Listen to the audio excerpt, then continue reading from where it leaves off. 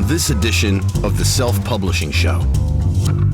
There was no music to hide behind. There was no other band members to hide behind. This is what I was writing, and this was going to be out there for people, and do they care? Publishing is changing. No more gatekeepers. No more barriers. No one standing between you and your readers. Do you want to make a living from your writing? Join indie bestseller Mark Dawson and first-time author James Blatch as they shine a light on the secrets of self-publishing success. This is the Self-Publishing Show. There's never been a better time to be a writer. Hello and welcome. It is the Self-Publishing Show with James Blatch. And Mark Dawson. Hello. Hello, Mark Dawson. Happy birthday, we should say. It was your birthday as we were recording this a couple of days ago. Did you have a nice day? I did, yes. As I posted on Facebook, my kids decided to decorate the cake for me with the appropriate number of candles, and I had so many candles it melted the cake. So yes, there we are. That made me feel very, very old indeed. It comes to something when your age is a fire hazard. It does, yeah. I had to blow the candles out and nearly set my beard on fire. So it was interesting. What did you get? I got lots of golf stuff, yes. as you might imagine, golf and cycling. So normally I'm quite hard to buy for, because when I see something I like, I just usually go and buy it, which is terrible if people are trying to get presents for you. But I had actually exercised a little bit of patience and put together a little birthday list of golfing things that would be quite nice. And I ended up, I think, I did quite well. So I was very happy. Now I can't use them for 4 weeks until. No, we just got going to a second lockdown, and I sent you a golf themed card. Did you get that? You did, yes. It was a very good card. Yes, we chuckled at that. Good. Well, you're 1 year older. How old are you? 46. 47, James. 47. Oh my God, the big one's coming. Well, 3 years' time. Do you think we'll be out of lockdown by the time you're 50? No, probably not. Oh, God, yes. The UK is going back into lockdown on Thursday, the day before this podcast is out for, we're told it's a month, but maybe extended, depending on figures. So I hope things are going okay where you are. We have to grin and bear it. The good news is that lockdown has been good for book sales, no question about that. And I'm going to get Kinga back on from Publish Drive in the next few weeks, because they've done a lot of analysis on that COVID sales. It'll be very interesting to see some of this data, plural or singular. I never really know. You can say both. You can say those data. Yes, I think you can. Sounds wrong. Okay, look, let me welcome to our Patreon fold two new supporters this week. We have Paula Williams from Bramley here in the UK and Peter Rendell of No Fixed Abode, as they say in magistrates' courts. Thank you, Peter and Paula. They've both been to patreon.com/self-publishing show to support us in our endeavour to bring you news and interviews packed with value and interest every week.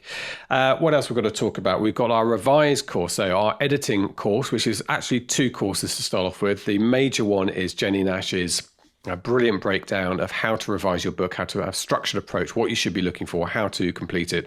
Had some really super praise for it this week. And the standout one for me actually was Imogen Clark. Imogen is a very, very good writer, picked up very early in her writing endeavor by an Amazon imprint, has been in the top 10 in Amazon. And she said this has changed the way that she will be revising books, as it's still something that every author has a different way of doing and don't necessarily feel they're doing it in the best way. So that's really nice to hear, and lots of other praise as well. You can sign up for this course. It's at $197 for a week or two. When's this going out? Probably another 10 days, I guess, something like that.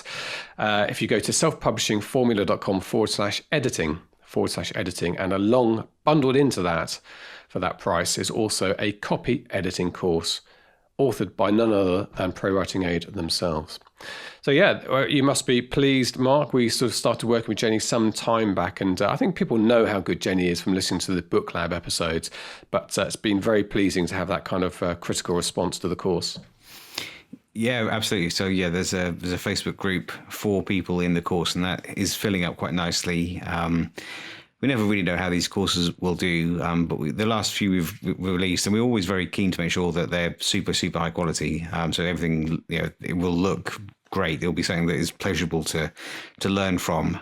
So the bestseller course has done really well with Susie K. Quinn, and it looks like Jenny is on the way to matching that. So it's it's nice. We have a nice suite, a nice progression of courses for wherever you are in your career now, from the actual writing side of things with the bestseller course to editing to foundation with 101, and then advertising with ads for authors. So a nice coverage there. And as I think, as you mentioned last week, more than a couple, some little tiny courses coming out soon, bite-sized courses, much more keenly priced, coming out soon. We've got one on Vellum. I'm going to do one on launching. We've got one on word count and productivity that we're starting to put together.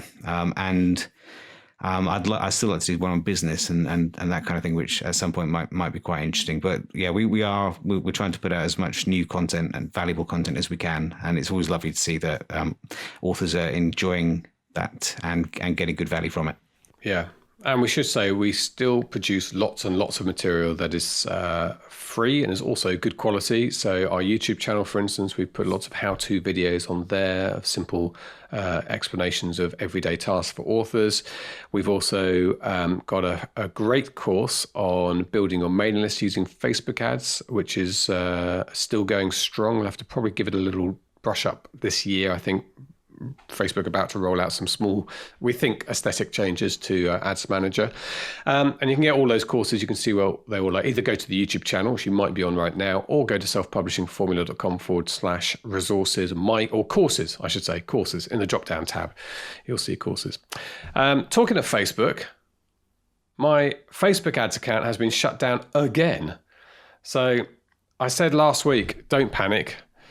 Hold the course, takes 2 or 3 days. It actually took 3.5 days last time, and I'm really annoyed, frustrated, I should say. We've taken on a brand new author today. Yesterday was the first day of this brand new author, Kerry, and obviously I'm keen. I've got other campaigns in place. I've been working. I spent the weekend quietly working on the media for it, on the images and the copy.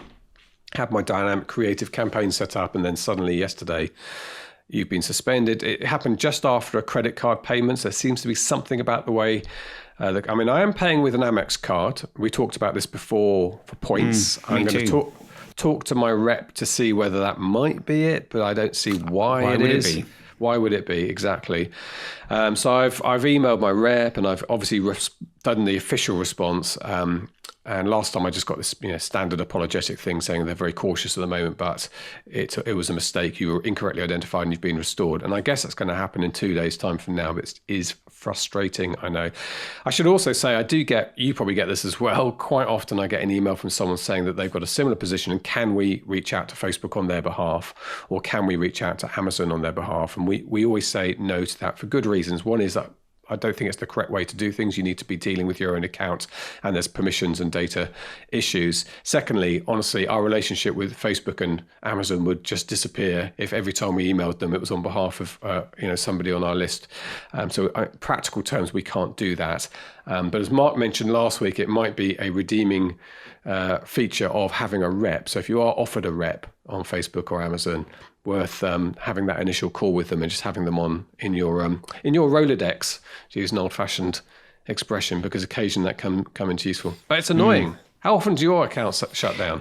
Well, touch wood, it's never ever been shut down in however many 6-7 years since I've been doing this. Not once. And I don't really know why. I suppose there's a very long history now with quite a lot of money that's gone from the account to Facebook, which might stand it in good stead. But I don't think it makes me immune. I'm sure it could happen to me too. Just hasn't yet. So, There does seem to be different levels of this suspension. So the last time it happened, a couple of weeks ago, I literally was completely locked out. I couldn't access the settings. I couldn't do my dailies. This time I can access all of that. It's just all the campaigns are off with a note saying only an active account can run campaigns, but at least I can do my dailies. At least I can go in there and change copy and so on. But it seems to be tiered levels of this. But there you go. It is the election in America tomorrow, as we're recording this on Monday. So you've all got a new president, hopefully, or there's a big court case going on, one of the two, on Friday. And I'm sort of hoping that is going to make the folks at Facebook relax a little bit on their shut down an account first and ask questions later attitude they seem to have at the moment. But we'll see. Yeah, I would hope so. But yeah, it's a frustrating time. It is. Right. Anything else to mention before we go on to our interview? No, I don't think so. I think it's business as usual here. I've actually just booked myself in for a haircut. I don't need a haircut really, but I figured I would need one in the next 4 weeks. So I thought I'd get in there first. So I'm going to shoot off down the road after we've done this and have a trim. Well, I'm going to go to the golf range tomorrow and today and tomorrow, I think, to try and get some practice. And I've actually ordered for my garden a net, a mat, and a bucket of range balls. Good idea. Yeah, I had a net on my birthday list, but that wasn't one that came along, which is fine. But yeah, I do have. I have heard that golf clubs are likely to be reprieved in the next few days because it is a pretty socially distant sport. I mean, it's you're going to be separated by dozens of feet most of the time. So yes. We will see. The way I play golf, I'm usually off in the woods by myself. Exactly. Looking for my ball rather than chatting to somebody. Good. Okay. Well, good luck with that, everybody. Yes, our interview today is Vince Fiorello. I can say his name now. I think I tripped over it a couple of times in the interview. Vince is a really, really interesting. I wasn't sure what to make of this interview. I knew who he was. So he was in the rock band Less Than Jake, the ska punk band. I now know quite a lot about the levels of ska punk. No, you don't. It's not all madness and two-tone, which it was in my day. It's now gone through these various levels, more sort of Green Day in America, ska punk. However, an ebullient character, full of enthusiasm, very entrepreneurial, very creative, but brilliant at working in collaborative teams. So there's a lot about that, a bit about comic books, and a bit about raising money through unorthodox methods. Well, not unorthodox, but crowdfunding rather than perhaps direct selling. Prostitution? No, not that unorthodox, Mark. He's a very upstanding guy. I'm sure that era is behind him. He may have dabbled back in the day.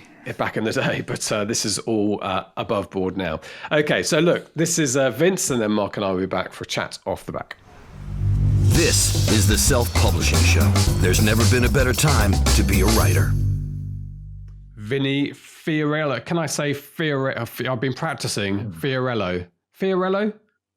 Fiorello, is it? There we go. Okay, a little bit of Italian flair. Thank you so much. A genuine music star joining us on the Self-Publishing Show. You know, we have lots of authors. You've muscled in from the world of music, but we're going to talk about, I think, your entrepreneurialism as much as anything else, but also the comic book side of things, which is an area of great interest to lots of people. We get lots of questions about comic book and can it be a commercial success? I want to explore that a bit with you as well. But I think we need to hear a little bit about you, Vinny. Ska punk band Less Than Jake. Mm-hmm. I mean, I'm here in the UK, right? So when I was a kid in the 80s, ska punk, this was on the TV all the time. And you're in Gainesville, Florida. I hadn't quite realized how international people would consider ska, because I do consider it a bit of a British thing, but clearly it's got much bigger legs than I imagined. Well, yeah, I mean, I think that you have to talk about, when you talk about ska and ska punk, you have to always mention the waves of ska and ska punk. So The wave that you're talking about, I would assume, would be English Beat, Madness, Specials, that wave. Yeah. The wave that Less Than Jake came. Yeah, the two-tone era. Third wave ska.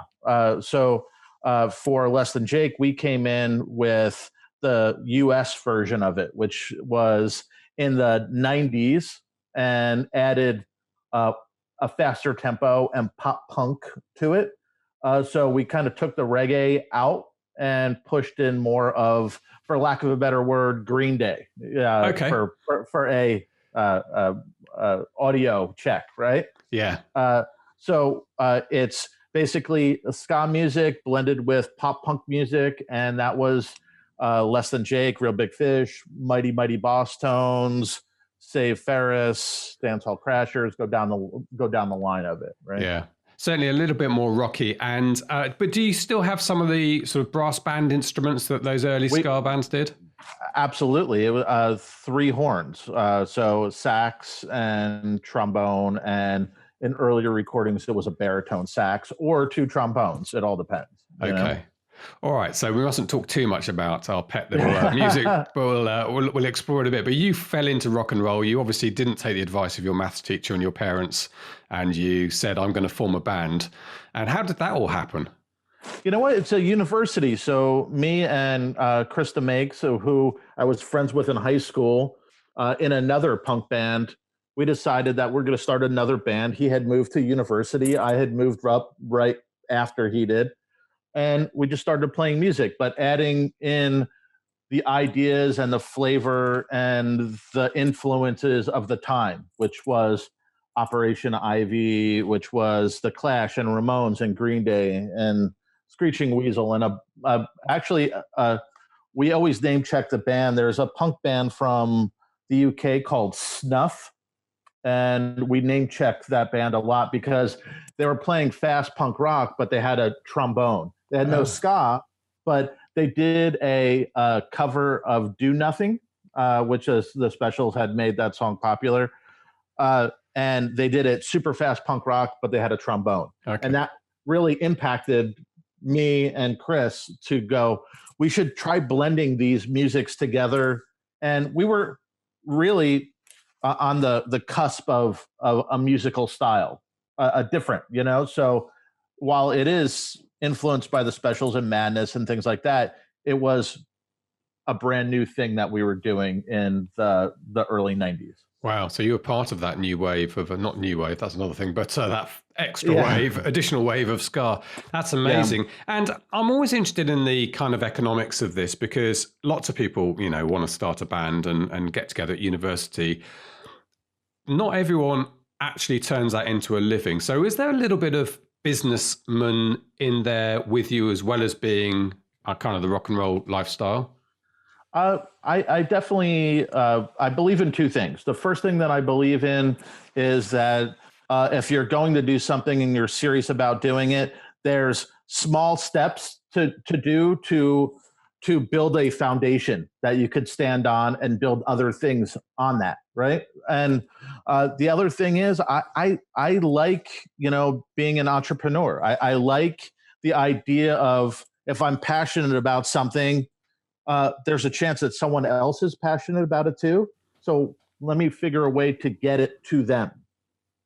And obviously a reasonable amount of dedication and hard work. And I imagine some fairly long nights touring, classically piling instruments into a van and driving off somewhere. Yeah, I mean, there's hard work. It goes without saying when you're talking about building something. You don't build something without putting in the time, the effort, the energy. There's a point where you already know going into something, if you have passion about whatever it is, there's going to be long nights. There's going to be failures more than there is successes. And when there is, then it makes them that much more fulfilling. Yeah, and all of this talks very much to authors starting up as well, and trying to get that business side of things going. You could be a creative that ignores the business side, and there's very few people that could fall backwards into that and go, hey, I'm successful. I really don't care about the business, but my friend over here does, and he's taking care, or she's taking care of everything. Most people who are self-publishing, and that's what we're sort of like, we're here, you have to pay attention to business. You have to put in the extra work. Besides the creative end, you have to put in the business end too, to understand. I mean, even getting your book onto Amazon or getting it into other places or smaller independent bookstores, you have to, understand wholesale versus retail and net 30, net 60, net 90 to get your money. Yeah, and there's definitely a bit of hustle involved in all of that. So Vinny, I was reading up a bit about you, and it mentions in some of the descriptions of you that even during your Less Than Jake phase, you were starting other businesses, particularly around Gainesville in Florida. So what were they? Were they always artistic endeavors? Well, yeah, I have a toy company still that I put toys out, and that's called Wonderland War. I have a tattoo shop in Gainesville. We have 8 people under employment now. Wow. And that's called Wonderland. I have Paper and Plastic, which puts out vinyl records for other bands, as well as some comic books and as well as some books. But before that, I had another record label that I put out music through called Fuel by Ramen. And I had sold that to, at least my half, to Warner Brothers. And that the sort of, there's other things that go along with it. I always like to get into it.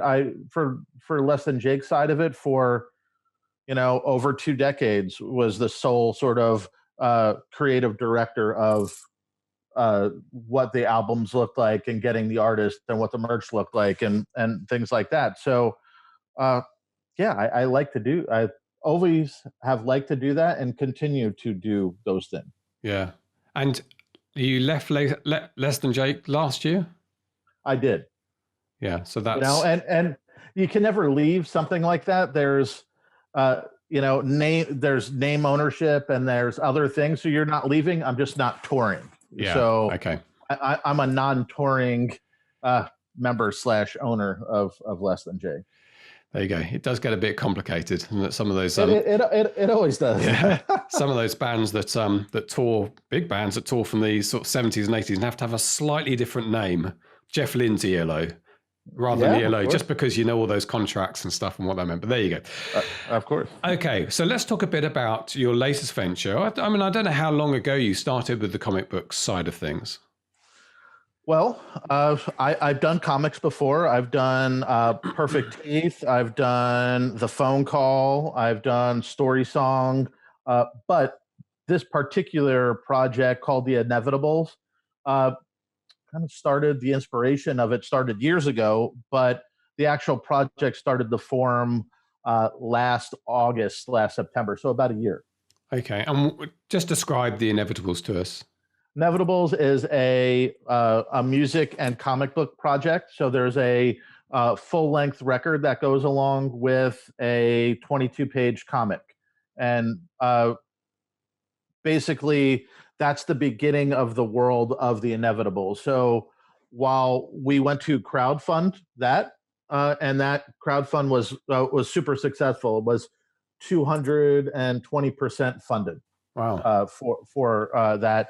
But it's just the beginning. So you'll have different arms, origin stories for those characters, other issues going forward, other music going forward as well. So it's the beginning of a world that meshes the audio and the visual together. And they're always going to be sold together. They're always going to be sold together. That's an interesting move in its own right, because in some ways it's a bit limiting to people who are prepared to buy a record and not necessarily the other way around. And people who just want a comic book, do you think it's a danger? They might think, well, why am I buying a record as well? There's always, comic books aren't immune to technology as well, right? So there's places that you can go read and consume the digital side of it, right? So you have those people who don't want to be bothered by the music can just hit mute or not bother with it. And there's some places, just like we can't really couple on Spotify or on iTunes, Apple Music. We can't couple it there. So there's plenty of places in the digital realm where people can separate them themselves. But on the physical form, here's a comic book. That comic book's coming with a vinyl record, most likely, or a flexi disc or anything else that we could put together. A flexi disc, that takes me back to the front cover of a magazine and stuck on there with Stenotape. That was awesome. Absolutely. Quite often bright pink. So tell us about the comic itself then. What's the theme? Who's it aimed at? What sort of age group? There's a sentence that goes with the arc, and it's a group of nobodies try to save the world in 40 days. And it's pretty true, right? And it's not a superhero genre. It's more so oddly aligns with the times that we're in, where things seem to be a lot darker than they used to. And potentially there's some insidious forces that are working to make the end happen. And there's these group of individuals that through either divine guidance or just haphazardly find each other, and it leads them together to either help stop the world from ending or maybe help the world end. Who knows? So other than that, it's all ages comic. So there's not any real crazy profanity. There's some alcohol and drug use in it. But to be honest with you, that's, it falls well under the parameters of what I would think, anyone there's no surprises there, is what I should say. PG-13 type thing, yeah. Because that's actually quite a big decision, isn't it? Because certainly in the comic book, if we include graphic novels as well, you can go to quite an extreme length in all areas, all very benign. I wrote a comic that was a horror comic, and we haven't. That's probably our third, in the sphere of the people I'm working with.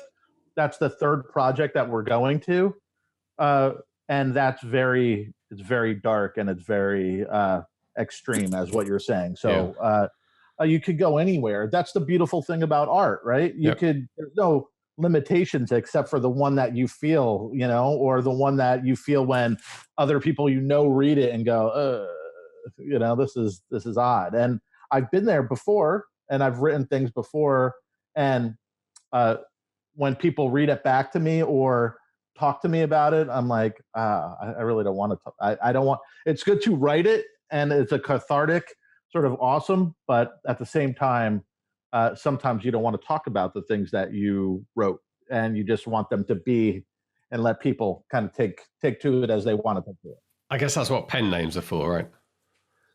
Truth, absolutely. So in terms of the production of the comic book, I mean, in terms of illustrations, who's your illustrator? Well, here's the thing. We decided to go with, because we were crowdfunding, we decided to go with somebody who was going to do character design, and his name is Devin Watson.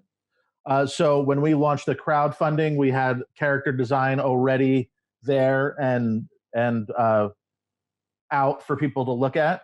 And then the person who's doing the sequential art, her name is Liana Kangas, who's worked for, a lot of the bigger name comic book publishers. So, sorry, how does that work then? So you have one person designing the look of the characters, and the other person taking that design and putting it into the sequential frames. Yeah, but it's crazy because there's a certain point where you can even cut that up even more, right? So we have someone who is did the character design, and then there's another person who did the layout of the sequential frames, and then Liana did the art for the sequential frames, right. And then there's someone who comes in and does the lettering, and then she'll go back and do the coloring. But you could have a separate colorist if you so choose.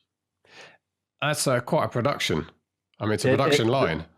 There is a lot of hands that touch comics, for sure. It's not but at the same time, you could be somebody in your bedroom and you do the whole thing, right?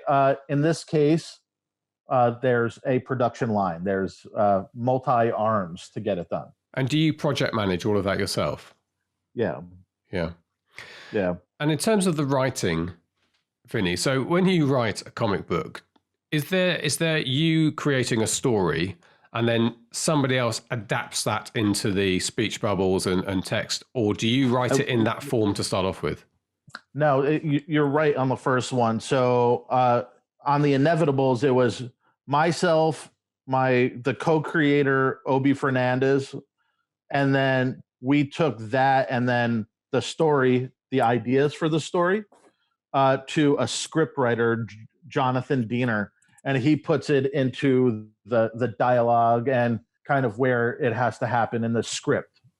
This is quite a collaboration, isn't it? Every time we talk about different areas, somebody else comes in and helps as part of that whole. Well, that's the whole thing about what we're doing on the Inevitable side. It's a massive artistic co-op, so to speak, right? So I think when you're talking about the music side of it, there was 8 people that played together, and then there was I don't even know how many on the comic side, but you start to figure production, the people who touch it for production, the people who are the graphic designers that have helped out.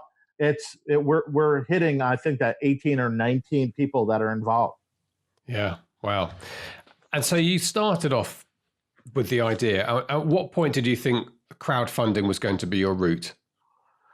You know what? I didn't think of it. Usually I would never go that route. Usually I would go, okay, here's the budget. It costs 20 grand and we'll find the money and go do it. And a friend of mine who crowdfunded for a movie, that an independent movie that he was doing, I went, wow, I the lead up to it was the most it wasn't the money that he got that was made sense. It was the lead up and the constant marketing from nothing to 100 miles an hour, right?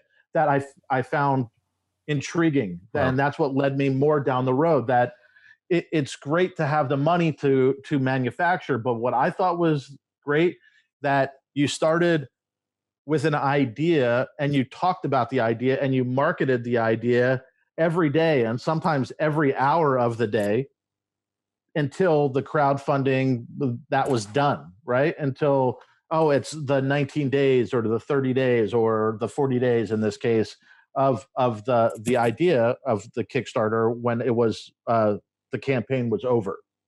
So for me, I that's the intriguing thing of being able to market something, talk about it, and get fans as things progress.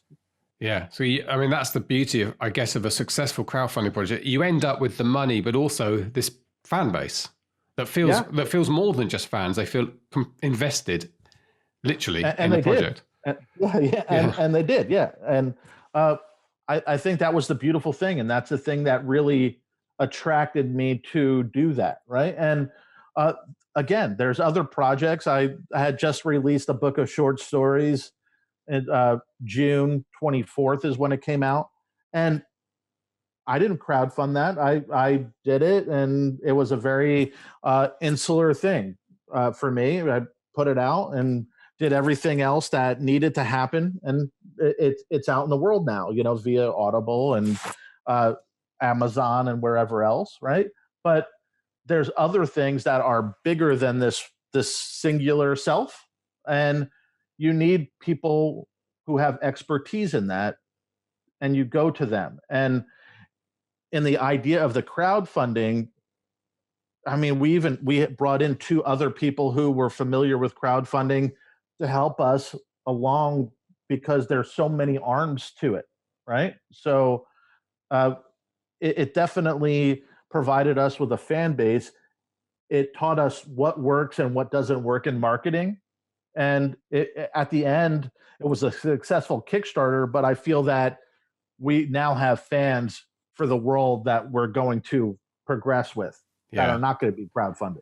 And that base is valuable because, of course, they become your ambassadors, right, to other people to evangelize the project. 100%. I feel that's what happened during the crowdfunding. You mentioned Kickstarter, so I'm assuming that's the platform you used, the actual Kickstarter platform. Were you happy with that? Was it a good choice? Because there are a couple of options now. Yeah, I was very pleased with it, but you could do Indiegogo, right? And there's other things, but Kickstarter for us is what made sense.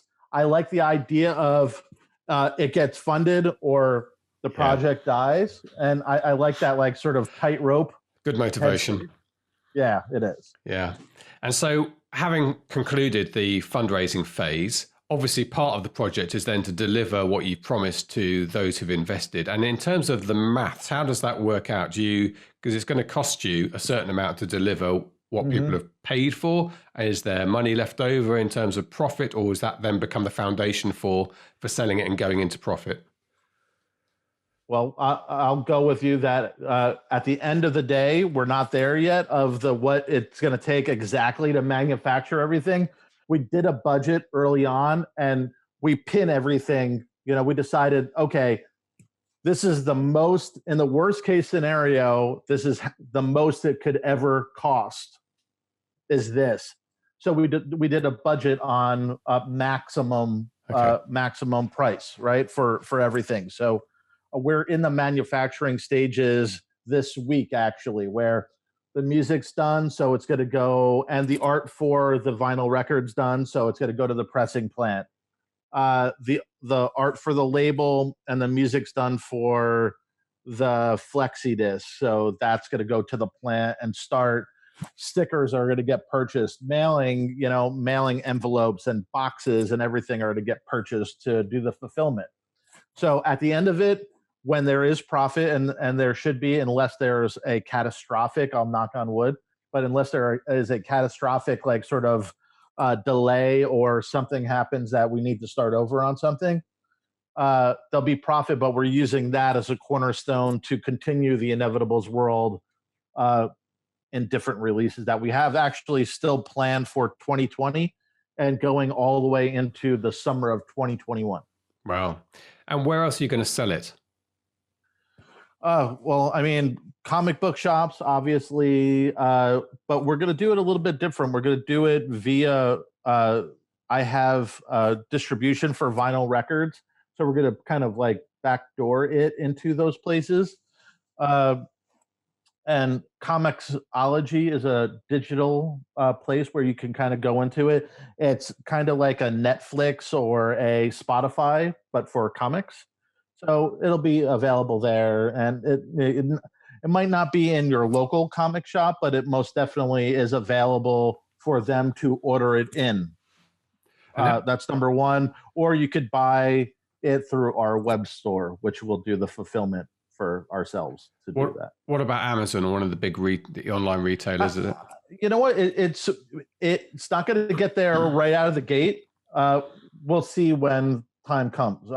Amazon, for me, I can appreciate it for what it is, but I've never had, it's never been the thing that for me was front facing that I made money or felt like I gained any ground by just pouring myself into it. There's other writers that I know that do books that only rely on Amazon as their front facing page.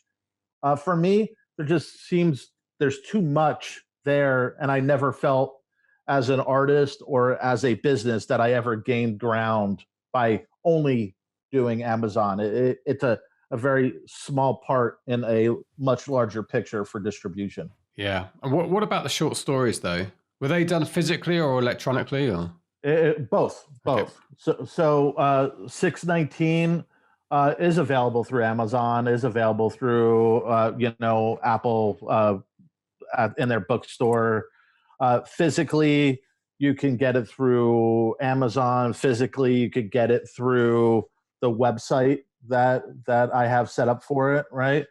But it's one of those things that was my first foray into, okay, I'm doing a book, here it is. And it's odd because 619 for me, I was in the middle of writing a novel and around 200 pages in, and I got like kind of frozen in that moment going, is anyone really going to, the people who know me as a lyricist or know me as in other things, are they even going to care? I'm 200 pages in. Are people going to care about what I'm doing right now? And I felt that it was such a big project that there was no end in sight. It was a constant revision. It was a constant like sort of idea. Maybe I should do this. Maybe I shouldn't do that. And it was a very insulated idea for me. And I went, what are you going to do? So I stopped that. And June of last year, I decided I was going to do a short story a day for all of June. So that's what I did. And that 619 represents last summer. Okay. All of June, a short story a day. Was that 30 short stories then? Did you? Okay, I can count. Yeah. I mean, that's interesting hearing you talk about, because a lyricist, I mean, lyrics, best case scenario, cover 2 pages. To go from that being your art form to a novel, I can see is a transition. I was 200 pages in and went, I don't know if anyone's going to care about what I'm doing right here. Do you know, we all think that writing books. Yeah, I know. Charles Dickens probably thought it. Yeah, you would think that anytime that you're putting yourself out there, even in music, it's the same. You're putting yourself out there and you don't know, there's nothing to hide behind. And that was my issue, I think, down below, that there was no music to hide behind. There was no other band members to hide behind. This is what I was writing, and this is going to be out there for people. And do they care? Do they care to read it? Do they care what I'm writing about? And I kind of tripped out for a second, but that exercise of writing a short story a day, starting it and completing it, that gave me the confidence to kind of push on into it after it was done. Yeah. Oh, good. And that does sort of raise the whole thing, the tension between doing something for you, because it's a bit of art that you like and you don't really care whether other people like it or not, which is not a bad approach to creating art, right? Sure. But there's also, when you're in the band thinking, what do they want? How do we also, there's a balance there, is there, right?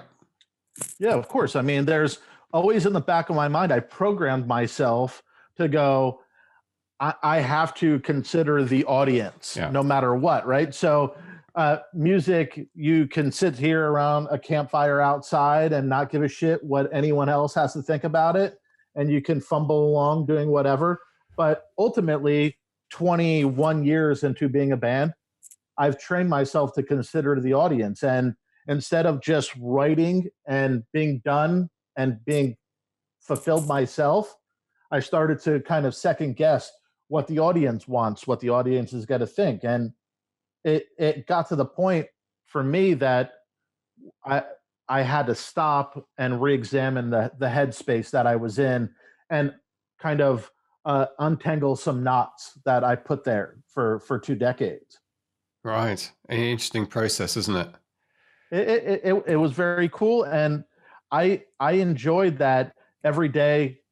I had to do this, I would wake up and I would have some notes, and it kind of, for me at the end of it, became a cathartic thing. And I peeled away some layers of me being bummed for a lot of other reasons. And it was cool. It was a nice therapy session via short stories and with a background of southern back roads of southern Florida. There you go.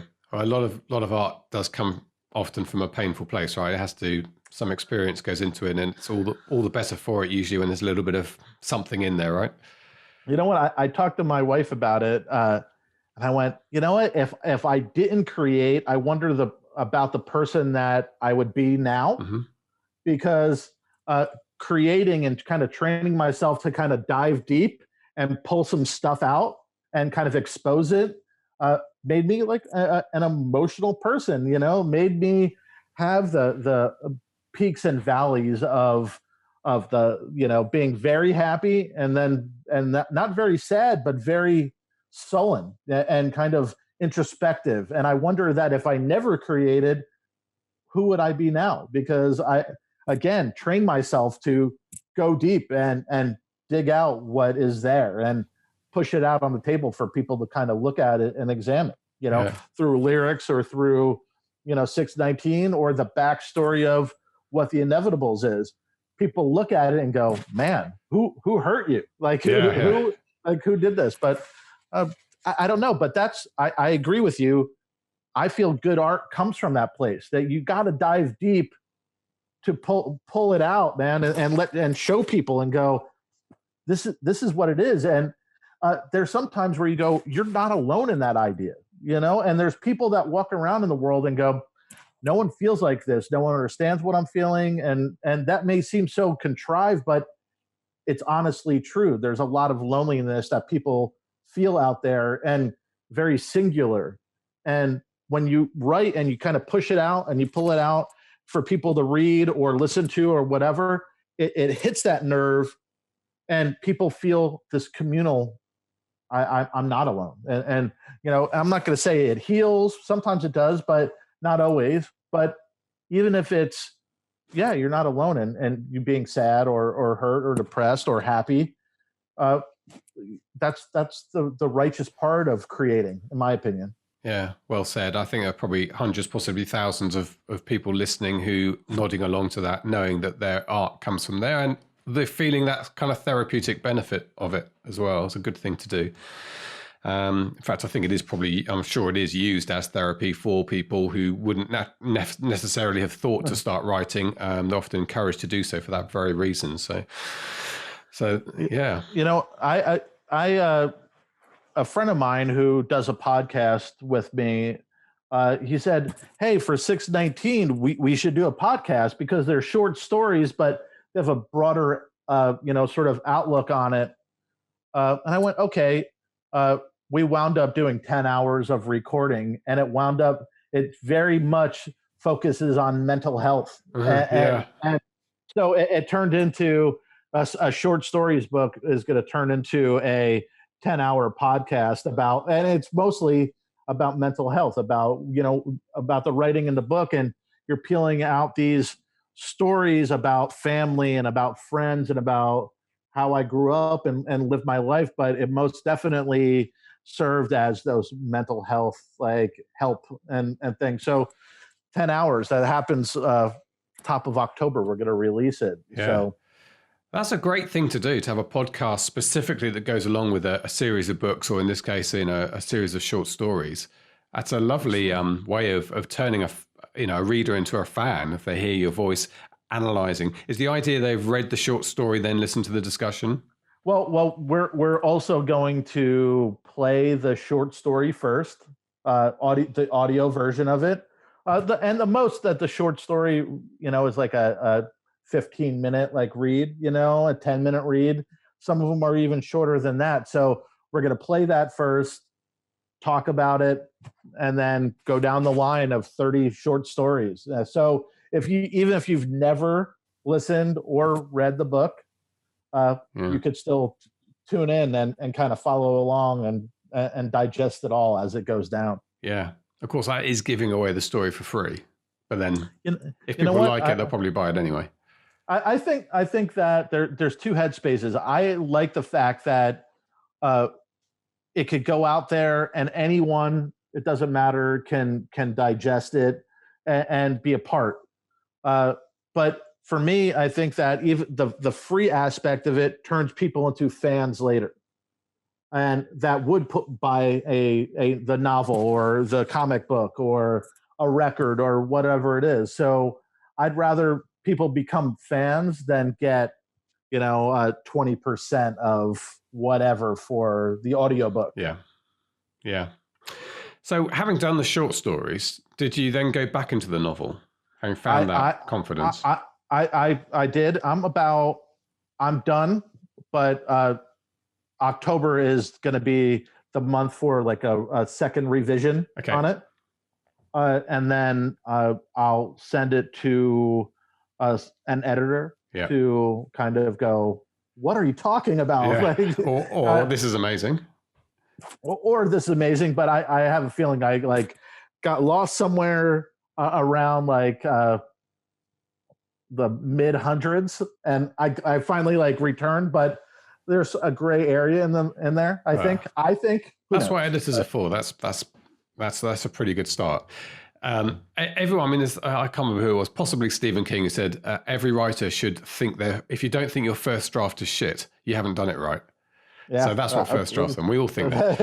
There you go. That's where I'm at with it. So just circling back to the comic books, which I think is an interesting area, and it is something that's definitely on the up a little bit at the moment. We've had a couple of people on the podcast or on the show about it, but we do get asked a lot about it. In terms of, you've got a physical product to sell here, which does create a different world from those of us who are pushing ebooks most of the time, with sort of print on demand easily done as a spin-off from that. For instance, international distribution, is that something? Yeah, could I find it somewhere in the UK? You will be, yes, but it'll be the first quarter of 2021.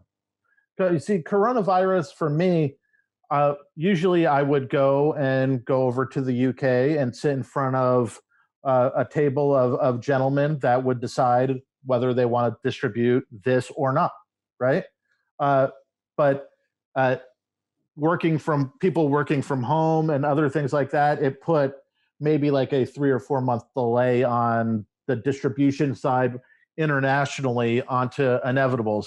Yes, you could, if you want it, there's digital parts that you could get it and read it or listen to it. If you want the physical side and you want to mail order it, I could do international, and that's set up to do it that way as well. But to walk into an HMV or a Forbidden Planet or something, it's going to take a hot second, but it'll be in the first quarter of 2021. Yeah. And that's what the dog thinks. Okay, well, you could tell the dog we're wrapping up because it seems impatient for something. So what's next? I mean, I have to say, The Inevitables as an idea sounds very filmable. There must be some interest at this stage, or? Yeah, of course. I think that that's why we're calling it The World, right? It's Inevitables World. It's not just this flat 2D thing. We're actually in the process of doing an animated music video for it, for one of the songs, and that'll be out in November. But there is, for us, there is a moment that we're writing and we're sort of pushing into a larger picture for the future. I film or a series, obviously that's what, would be the finish line and the end goal. Will it get there? I have no idea, but that's the end goal for sure, in creating this larger world that we're pushing into. Superb. Well, Vinny, thank you so much for sharing with us. And I think I really enjoyed it. And I kind of really want you to be successful with this Inevitable. I want this to be a household thing in the end. So do I. Because it sounds like it's such a great artistic collaboration and effort. It has good art. As you say, occasionally it's one person. That's it. That's my thing. But it always seems to me a great thing when people work together to create something. You know what? For me, and it'll be the last, kind of like my wrap up, I think that the best art, it has a team behind it. Yeah. I think it could only, the creation of it could be the singular thing, but to really uplift it and to really like get it to the point of people just enjoying the fuck out of it and being available everywhere, I think that's always the sign of good team behind a good idea. Yeah. We'll make it a great idea. Brilliant. So, thank you from Gainesville in Florida. I've got a feeling, is Gainesville like Leonard Skinner territory? Do they come from around there? Or was that somewhere else in Florida? That was Jacksonville, Florida. Jacksonville. Sir. There you go. Sorry, it's all the same to me. It's so many far away. And it's all the same to me too. I'm from New Jersey. So. Oh, you are? Okay, you just settled down there. Yeah. Snowbird as you are. Okay. Well, brilliant. I've thoroughly enjoyed it. I think you can walk the dog now. Vinny, thank you so much for being on the show. And let's stay in touch. Absolutely. Thank you. This is the Self-Publishing Show. There's never been a better time to be a writer. There you go, Vincent Fiorello. What a lovely guy. Really fun to talk to him. Somebody who just never stops, a bit of a dynamo.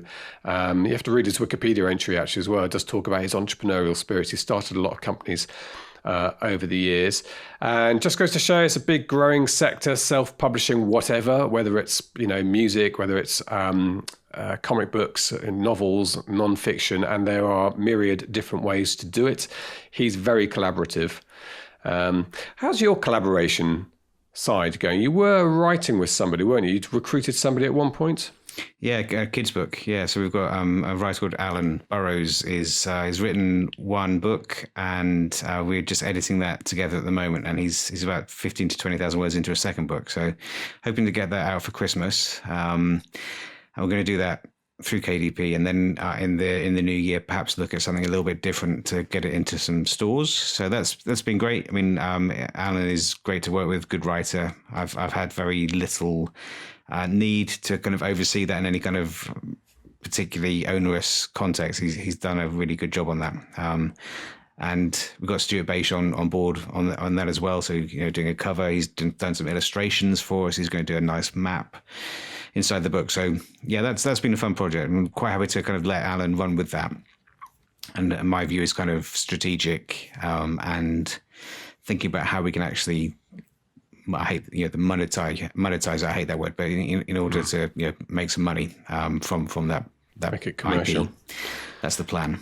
Be good. Well, fancy having a stab at some sort of collaborative writing one day. I think that'd be quite fun, and also a way of keeping you focused and dedicated to the writing task, which I have to really sort of put effort in. I've been doing every day for a while now, but it does take, in my particular job, it takes some effort every day to make sure that happens. I guess if you've got that external, I did join a little private Facebook group last week, which was set up, and posted my word count in there. That sort of thing helps me. Just, we all have our different ways, don't we, of getting there. Well, we can try shame. Yeah, cross-shaming me, yeah. I've tried the carrot. That hasn't worked. So clearly I need to try the stick. I think at the end of every podcast, we'll have James's word count. And if it's less than 5,000 words a week, we will publicly humiliate you in a kind of Game of Thrones. 26,000 words into the rewrite, out of the original 197,000. So when you say, are you rewriting it completely from scratch? I'm taking each scene, reading it through, deciding on the basis of what we've discussed and what we're doing, whether the scene needs to be there, first of all, and if it does, what form it takes, and then editing it, which is probably, I would say, at the moment, 50 to 75% rewriting. Goodness. Okay. Well, yeah, fair enough. One of the problems is that I'm slightly better writer than I was each time I write, and I had this before. That would always be true. Yeah. I'm a better writer, book to book, but it doesn't mean I rewrite every book. I'm not going to say anything. You're lazy. That's the only problem. I am clearly very lazy, and I won't say too much about what you're doing because I don't want to discourage you. I think it's a bad idea.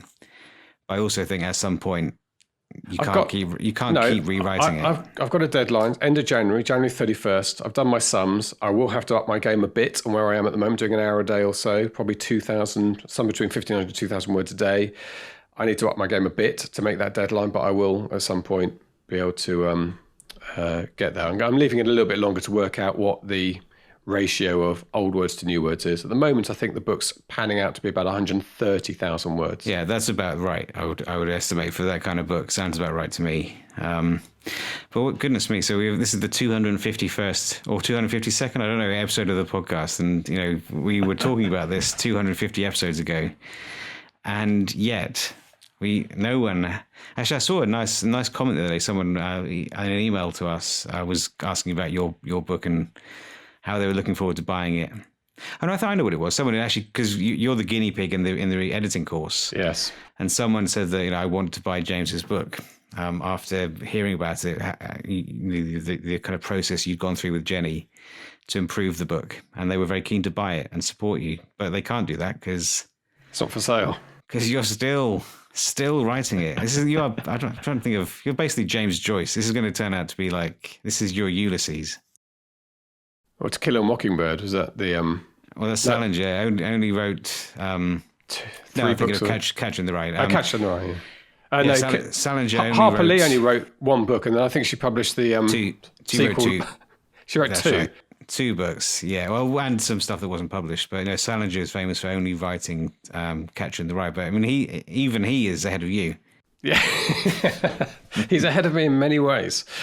Okay, enough blatch beating. I am on it at the moment and enjoying the process. So far, it's been rewrite, trim, along these lines. The problem is the scene I did yesterday, I did change something. That's where it's going to get tricky and is going to become drawn out and complicated. And I'm trying to avoid that because he has told me the story's fine. The problem is that it's now a pacier book. And so I don't think the guy, it just feels a bit unrealistic he would have got to this stage so quickly. So that's an unexpected aspect of it. But I'm hoping to avoid that sort of rewrite because that would really put things back. We could be talking 2023 if that happens. What happens first, the end of the virus or your book published? Yeah, there you go. I'm at racing the moment, the I wouldn't. I'm not sure where to put my money on at the moment. I think no. We'll see. Anyway, I did say that's enough of batching for now. No. Good. Okay. Thank you very much indeed, Mark. Thank you very much for all your support for my writing. I very much appreciate it. It does keep me going. And there will be a book at some point for people to read if they're interested. Yes, great. Thank you. That's it for this week. We have more to come next week. Don't forget you can sign up for the discount period for the editing course if you go to selfpublishingformula.com/editing. And that's got a few days left to run. That's it from me. All that remains for me to say is that it's a goodbye from him. And a goodbye from me. Goodbye. Goodbye. Get show notes, the podcast archive, and free resources to boost your writing career at selfpublishingshow.com. Join our thriving Facebook group at selfpublishingshow.com/Facebook. Support the show at patreon.com/selfpublishingshow. And join us next week for more help and inspiration so that you can make your mark as a successful indie author. Publishing is changing, so get your words into the world and join the revolution with The Self-Publishing Show.